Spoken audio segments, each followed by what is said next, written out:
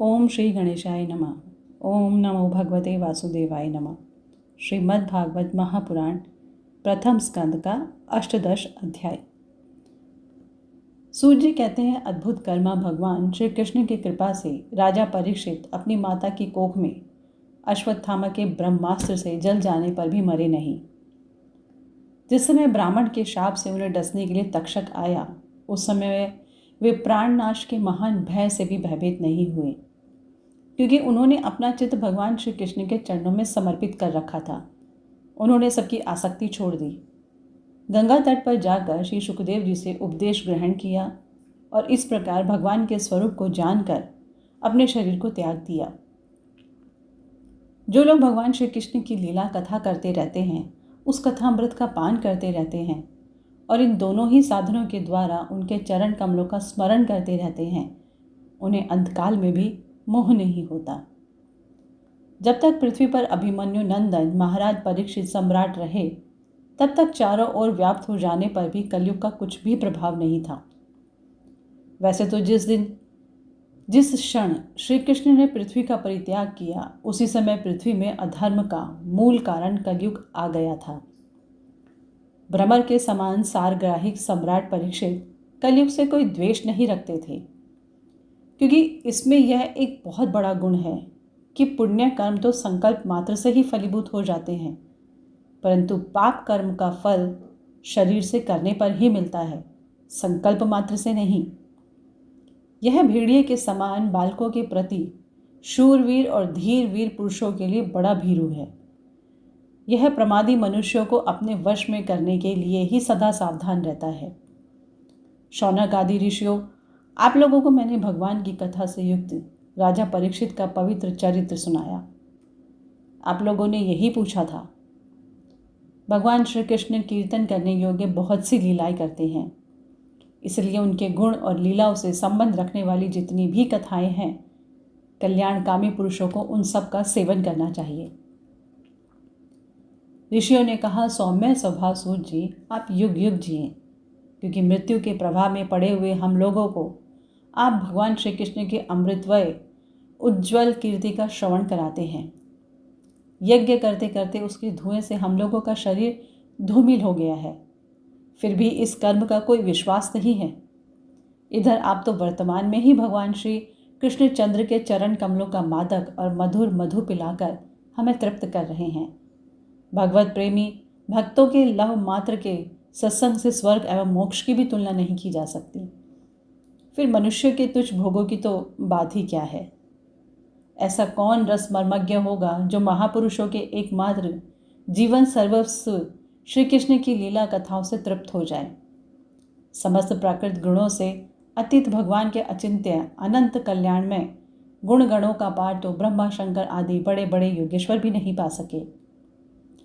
विद्वान, आप भगवान को ही अपने जीवन का ध्रुव तारा मानते हैं, इसलिए आप सत्पुरुषों के एकमात्र आश्रय भगवान के उदार और विशुद्ध चरित्रों का हम श्रद्धालु श्रोताओं के लिए विस्तार से वर्णन कीजिए।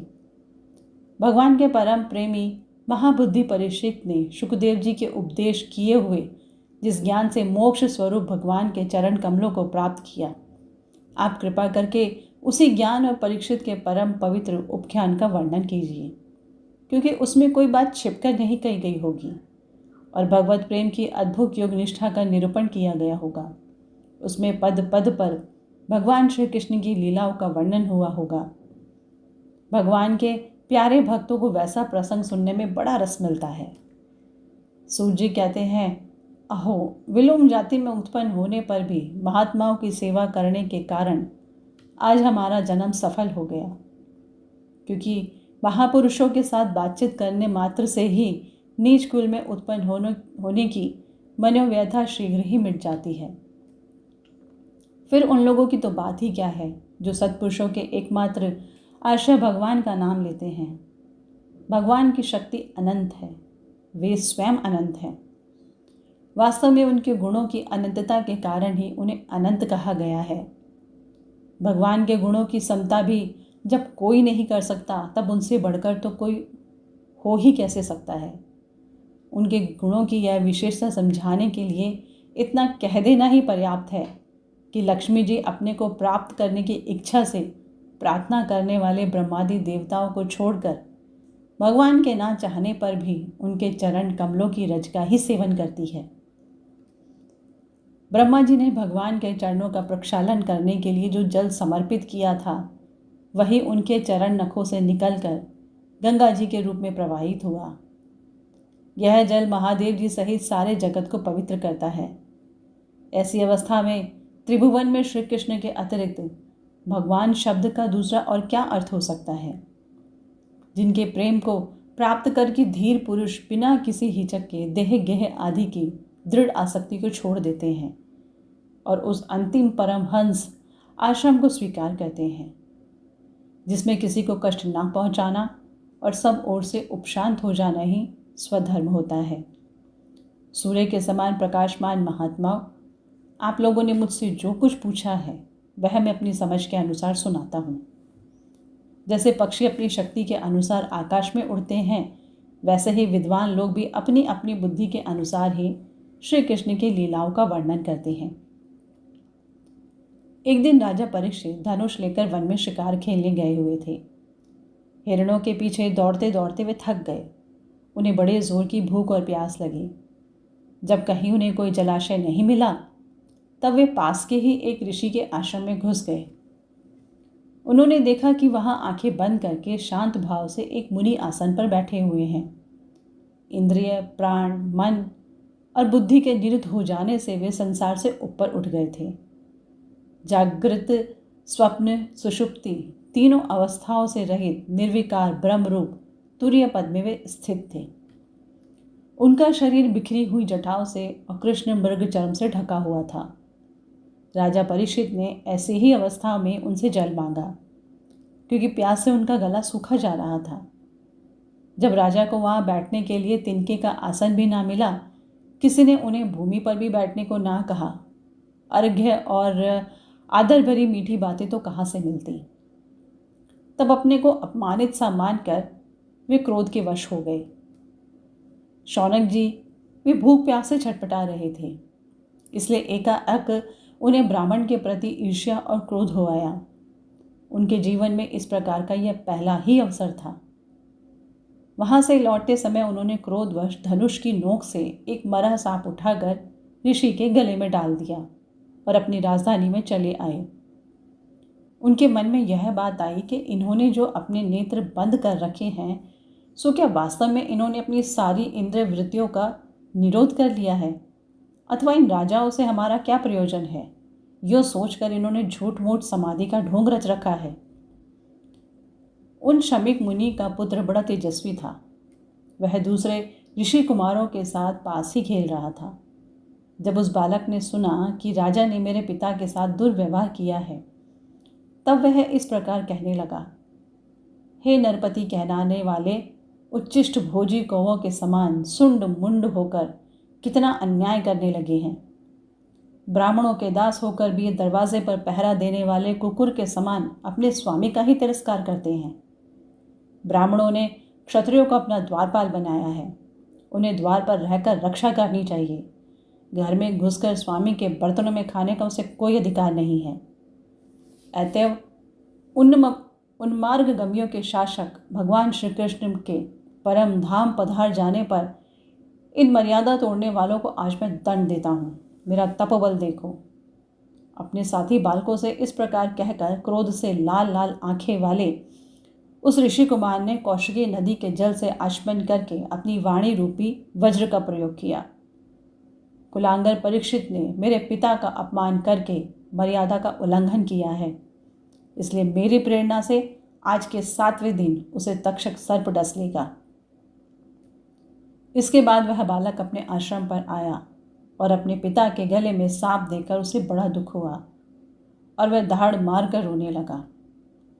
विप्रवर शौनक जी शमीक मुनि ने अपने पुत्र का रोना चिल्लाना सुनकर धीरे धीरे अपनी आंखें खोली और देखा कि उनके गले में एक मरा सांप पड़ा है। उसे फेंक कर उन्होंने अपने पुत्र से पूछा, बेटा तुम रो क्यों नहीं हो? किसने तुम्हारा अपकार किया है? उनके इस प्रकार पूछने पर बालक ने सारा हाल कह दिया। ब्रह्म ऋषि शमीक ने राजा के शाप की बात सुनकर अपने पुत्र का अभिनंदन नहीं किया। उनकी दृष्टि में परीक्षित शाप के योग्य नहीं थे। उन्होंने कहा, ओह मूर्ख बालक, तूने बड़ा पाप किया। खेद है कि उनकी थोड़ी सी गलती के लिए तूने उनको इतना बड़ा दंड दिया। तेरी बुद्धि अभी कच्ची है। तुझे भगवत स्वरूप राजा को साधारण मनुष्यों के समान नहीं समझना चाहिए, क्योंकि राजा के दुस्सह तेज से सुरक्षित और निर्भय रहकर ही प्रजा अपना कल्याण संपादन करती है। जिस समय राजा का रूप धारण करके भगवान पृथ्वी पर नहीं दिखाई देंगे, उस समय चोर बढ़ जाएंगे और आरक्षित भेड़ों के समान एक क्षण में ही लोगों का नाश हो जाएगा। राजा के नष्ट हो जाने पर यह धन आदि चुराने वाले चोर जो पाप करेंगे, उसके साथ हमारा कोई संबंध ना होने पर भी वह हम पर भी लागू होगा, क्योंकि राजा के ना रहने पर लुटेरे बढ़ जाते हैं और वे आपस में मारपीट गाली गलौज करते हैं। साथ ही पशु, स्त्री और धन संपत्ति भी लूट लेते हैं। उस समय मनुष्यों का वर्णाश्रम चार युक्त वैदिक आर्य धर्म लुप्त हो जाता है। अर्थ, लोभ और काम वासना के विवश होकर लोग कुकुर और बंदरों के समान वर्ण संकर हो जाते हैं। सम्राट परीक्षित तो बड़े ही यशस्वी और धर्म धुरंधर हैं। उन्होंने बहुत से अश्वमेध यज्ञ किए हैं और वो भगवान के परम प्यारे भक्त हैं। वे ही राजर्षि भूख प्यास से व्याकुल होकर हमारे आश्रम पर आए थे। वे शाप के योग्य कदापि नहीं हैं। इस नासमझ बालक ने हमारे निष्पाप सेवक राजा का अपराध किया है। सर्वात्मा भगवान कृपा करके इसे क्षमा करें। भगवान के भक्तों में भी बदला लेने की शक्ति होती है, परंतु वे दूसरों के द्वारा किए हुए अपमान, धोखेबाजी, गाली गलौज, आक्षेप और मारपीट का कोई बदला नहीं लेते। महामनी शमीक को पुत्र के अपराध पर बड़ा पश्चाताप हुआ। राजा परीक्षित ने जो उनका अपमान किया था, उस पर तो उन्होंने ध्यान ही नहीं दिया। महात्माओं का स्वभाव ही ऐसा होता है कि जगत में जब दूसरे लोग उन्हें सुख दुख आदि द्वंद्वों में डाल देते हैं, तब भी वे प्रायः हर्षित या व्यथित नहीं होते, क्योंकि आत्मा का स्वरूप तो गुणों से सर्वथा परे है। श्रीमद् भागवत पुराण का प्रथम स्कंद का अष्टदम अध्याय संपन्न हुआ। ओम नमो भगवते वासुदेवाय नमः।